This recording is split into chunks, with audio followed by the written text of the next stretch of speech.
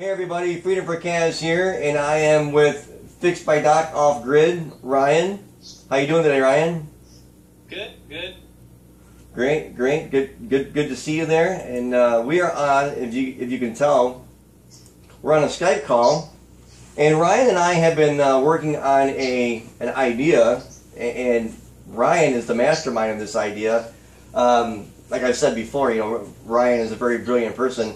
And I can't wait to meet him at Kaz vs. Wild. But, you know, when I was at work, Ryan was doing some research, and I've been doing research for the last few days myself on the upcoming 9/11 warnings with the ISIS. And Ryan, have you seen those videos? Yeah. Great. That's awesome. Yeah, you know, I've been doing a lot of ISIS research, and I know that it's a bunch of BS with the beheadings that they're talking about. And how fake those beheadings are, it's absolutely ridiculous. Can I say something real quick? Yeah. About the beheadings? Sure. I'm an ex-Army combat medic. And sorry, but when you lose a head, I've actually seen a person's head chopped off by a helicopter. There's blood everywhere. And you know, in those beheadings, they use a knife, you know, which would be even more bloody. And in the videos they show with the beheadings, there's no blood. No, I've actually seen a beheading right in front of me, an accidental one, and there was just blood squirting everywhere. I saw a person in a car accident get his throat slit by the medallion on a Dodge Ram pickup. He was riding his motorcycle and got hit by the Dodge. The medallion on it slit his throat about 3 inches, right over here on the side. And I was soaked because I walked up and I asked him if he was all right. He looked up at me and it sprayed me from head to toe in blood. And just a little 3-inch gash right here on one carotid artery.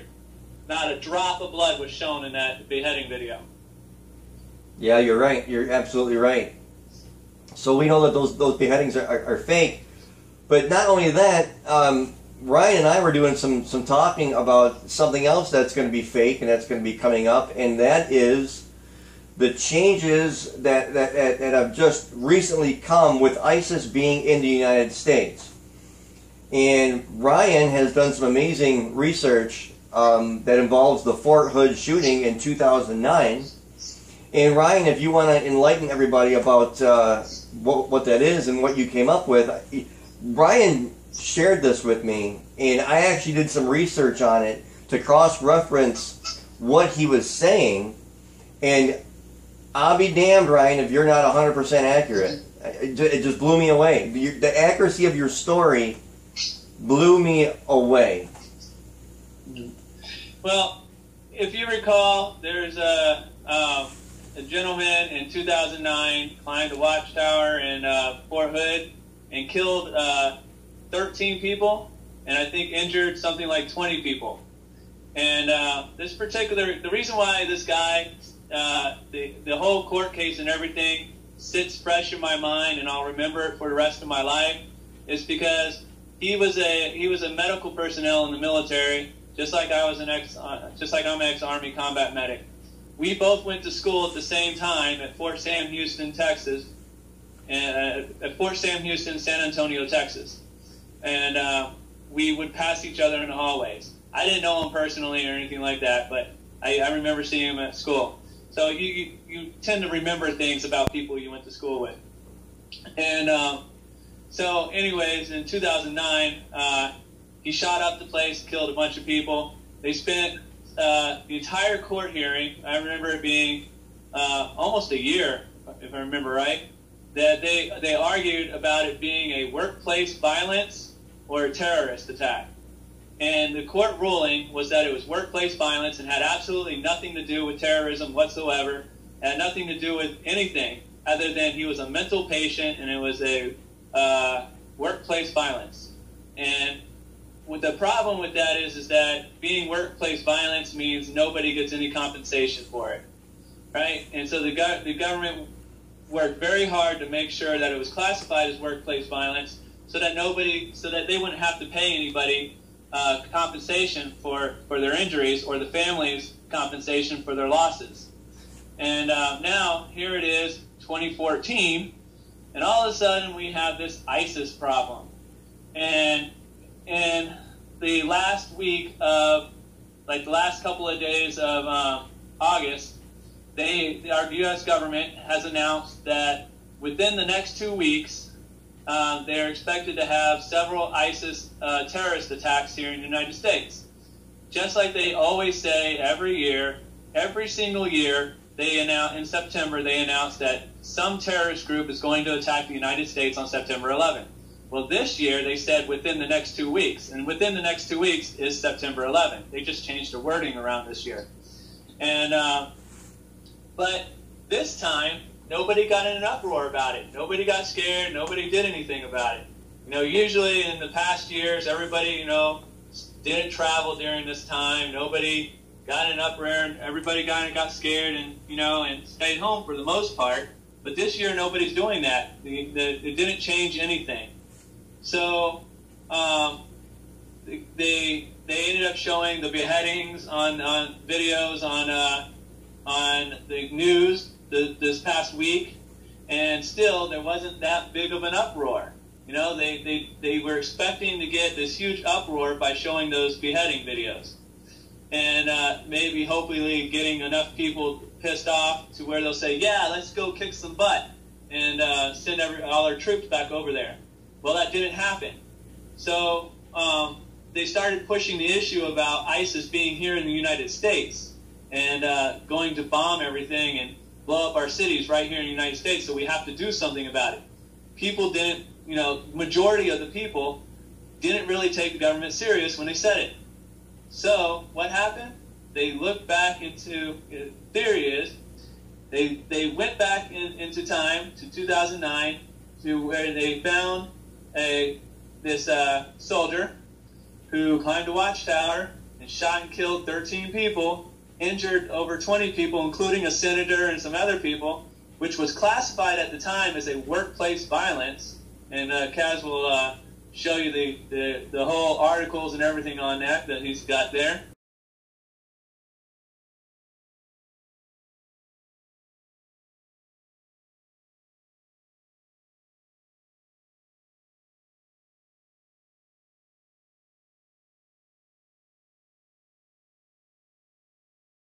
And it was all classified as workplace violence then, so that the government wouldn't have to pay anything out.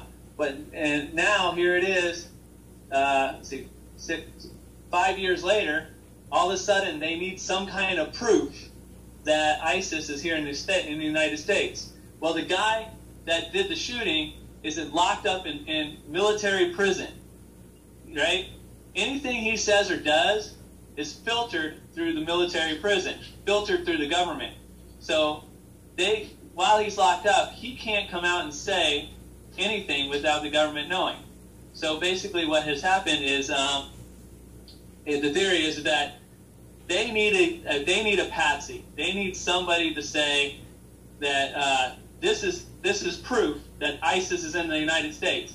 So this afternoon on Fox News, and Fox News and RT News and a couple other news sites, they revealed that he wrote a letter to ISIS and sent that same letter to the news stations, claiming that incident, he used that incident to as his initiation to become part of ISIS himself. He wanted to, in his letter, he supposedly wants to be with ISIS and wants to be part of that terrorist group, thus redefining his 2009 act as a terrorist act. Well, that basically states that how can I say this? If in 2009 it was declared a workplace violence, and there was no need for to do it any other way, but all of a sudden now in 2014 there is a need, then there is a need to show proof that there is a terrorist cell here. So they go back, they find the perfect patsy. Who else would be the perfect patsy but somebody who killed a bunch of military soldiers and wounded a bunch of military soldiers? So now they've got other soldiers who are willing to stand up and say, yeah, let's go kick some butt in the Middle East. Let's go fight these people. because they're here in the United States killing other soldiers now. You kind of get the picture there?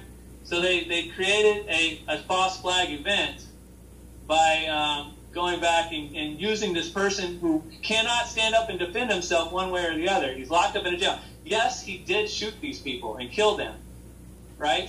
But the idea is that they can now say anything they want about him when he can't come out and say, yes, I did write that letter. He can't come out and say, no, I didn't write that letter.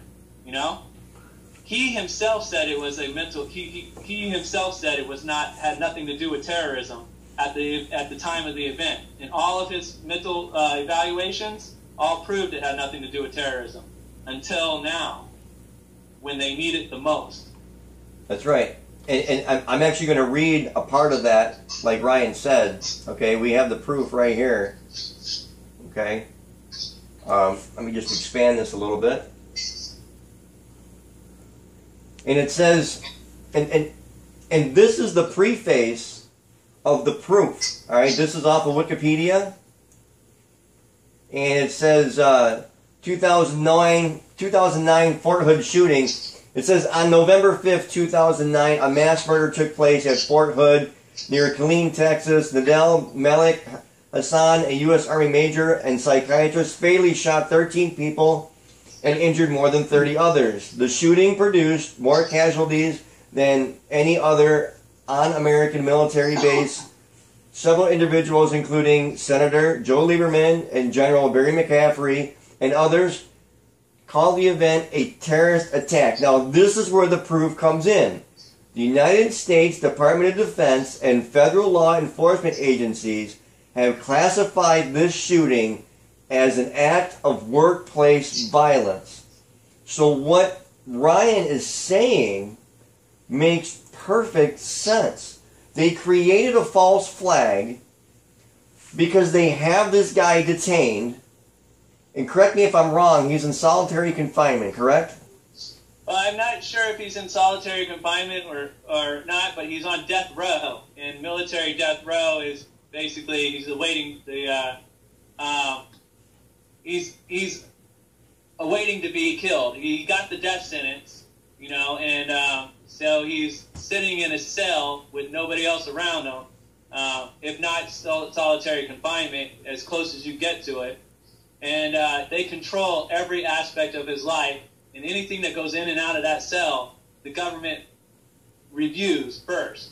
So he has no access to tell anybody anything. You know, the government could say anything they want and claim that it came from him. So he basically has no rights.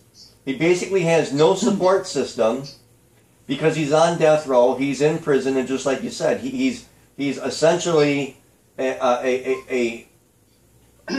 just a person that is at the mercy of whatever the government wants to do at this point because he is on death row. So there's no legitimate proof that he wrote this letter to ISIS. And the one damning evidence about this is that the defense pushed so hard to make this a workplace violence act, more so than a terrorist act, is so they wouldn't have to pay compensation to these families. And if you go through and review the law case, the families are pushing for a terrorist action, aren't they, Ryan? Yes. Now, it's not just the defense. It was the defense and offense on the government side, military and government side. Both defense and offense pushed for workplace violence. Both sides of the law pushed for workplace violence. Only the surviving casualties and surviving family members, they were the only ones that were pushing for the terrorist stuff. Every other aspect was pushing for workplace violence at the time. And the only reason why the other people were pushing for terrorist act is because when you sign a contract to join the military, that contract says if you are injured during war or injured during workplace activities, then you will be compensated for the rest of your life. Terrorism was declared, the war on terrorism was declared a war. Therefore, if you get hurt or injured in a terrorist act, you are classified as a wartime hero or wartime injury because it's been classified as the war on terror, just like it's been classified on the war on drugs if you get injured during a drug bust or something. So those you would get your compensation for. But a workplace violence is like you and me work at the same job, and we get in an argument, and we get in a fight, you break my nose, and I can't breathe right for the rest of my life. Your contract with the military doesn't cover that. So, yes, they'll fix your nose then, but you're not going to get compensated for it for the rest of your life. So, by classifying as workplace violence, they don't have to pay those soldiers anything. And that's what they fought so hard. Both sides fought so hard to make sure it was workplace violence so that they wouldn't have to compensate anybody. But now they have a need for that to be changed to a terrorist assault. Because they don't have, there's two ways they could do this. They could either blow up another city like 9/11, where they blew up the Twin Towers, so that they could get everybody riled up and call for war to send everybody over to attack Iraq. Or they could look back into the past, find somebody that was very easy to manipulate the case and turn it back into a terrorist attack and blame it on ISIS and say, yeah, this attack was based on ISIS, and get everybody riled up about that so that they don't have to blow up another city, and then get everybody riled up and send our soldiers back. Because if you go and ask any soldier right now, I would say about 80% of our soldiers, and I know a lot of them, about 80% of our soldiers will tell you they don't want to go anywhere near the Middle East right now. They are sick and tired of being over there, and they want nothing to do with it. But if you tell them one of those ISIS soldiers came into a military base and shot up the place, every one of them will be like, hell yeah, let's go get them. Right? That's the difference here. They found a soldier that shot up a military base and then who can't speak out on his own defense, and then claimed that this soldier was part of ISIS. And now all these other soldiers who don't want to go back to the Middle East all of a sudden do want to go back to the Middle East now and fight ISIS because they're all riled up in gung-ho, American pride, let's go kick some ass. Right, I got a quick question for you. You know, you seem to have a lot of knowledge about the compensation part of the armed forces. Can you explain to me why it is that you're so knowledgeable about that area? Nice. Well, when I was in the military, I actually got blown up myself. I broke my spine in several places. I broke my neck.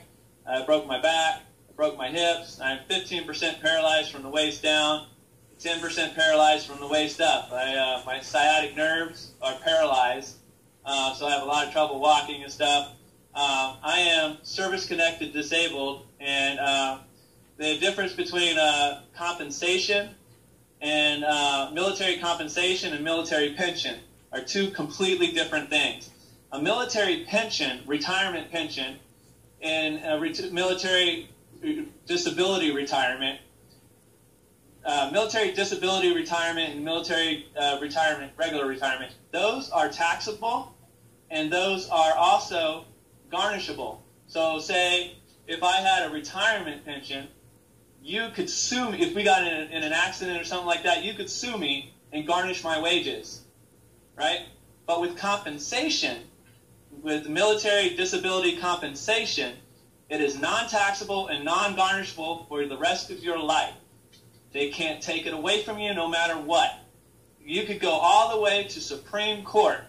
Supreme Court could order a garnishment of my compensation, and I don't have to pay it because it takes an act of Congress to garnish my wages, to garnish compensation. I've got all the paperwork here to prove it. But so that's the difference there. If they had declared it a wartime injury or declared it a terrorist attack, then all those families would get compensation for their losses. And compensation, disability compensation for the ones that survive, they would get that money for the rest of their lives, and nobody could take that away from them. It cannot be taken. As long as you have a 10-year limit, you'll go in, you'll do when you get discharged, they evaluate your disability rating. And you'll get whatever rating disability that you get. Like I have 50% for my low back paralysis in my legs and my lumbar spine. I have 50% for that. And I'm still working on getting a rating for my neck and my upper body. But currently, for my lower half of my body, I got 50% rating. And that rating is what I was given when I got out of the military, right? And that rating is stable for 10 years.